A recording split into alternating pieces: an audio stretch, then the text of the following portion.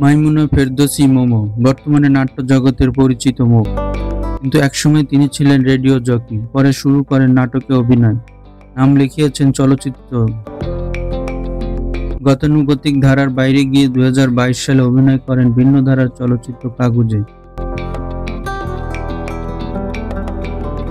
জনপ্রিয় অভিনেত্রী এবার শুরু করলেন জীবনের নতুন ইনিংস। 1.5 মাস চুটিয়ে প্রেম করার পর 21শে নভেম্বর বিয়ে করেছেন মোমো।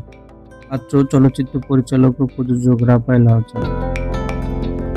জানা যায়, শুক্রবার 21শে নভেম্বর ঢাকার ধানমন্ডির একটি রেস্টুরেন্টে দুই পরিবারের কাছের কয়েকজনকে নিয়ে বিয়ের আনুষ্ঠানিকতা সেরেছেন মাইমুনা, মোমো ও রাফায়েল আহসান, যার বেশ কিছু ছবি সামাজিক যোগাযোগ মাধ্যমে দেখা গেছে। জানা যায়, রাফায়েল ও মোমো এর পরিচয় 1.5 বছরের। এ সময় দুজনে ঘোরাঘুরি করেছেন, একে অন্যকে জেনেছেন ও সম্পর্ক উন্নয়নের চেষ্টা করেছেন।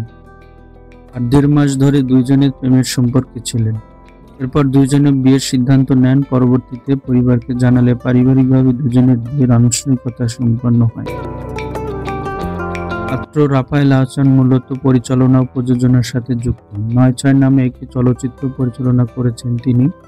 2014 সালে সেই সিনেমা মুক্তি পায়। তবে বর্তমানে তিনি শুধু প্রযোজনাই করছেন। অভিনেত্রী মাইমুনা মোমোকে বিয়ে প্রসঙ্গে তিনি বলেন, মোমোর সরলতা তাকে মুগ্ধ করেছে। তার কাছে মনে হয় মোমোকে খুব সহজেই অন্য সবার থেকে আলাদা করা যায়। তার মনে হয় মোমোকে নিয়ে আগামী দিনের পথ চলাটা সহজ ও সুন্দর হবে, তাই তাদের এই বিয়ের সিদ্ধান্ত। অন্যদিকে মাইমুনা মোমো বলেন, রাফায়েলের সততা তাকে মুগ্ধ করেছে। সে কথাবার্তায় কোনো রাগঢাক রাখে না, খুবই স্ট্রেট ফরওয়ার্ড। সবচেয়ে দারুণ বিষয়, শেষ মুহূর্তে পরিকল্পনা বদলে ফেলে নতুন কোনো পরিকল্পনা।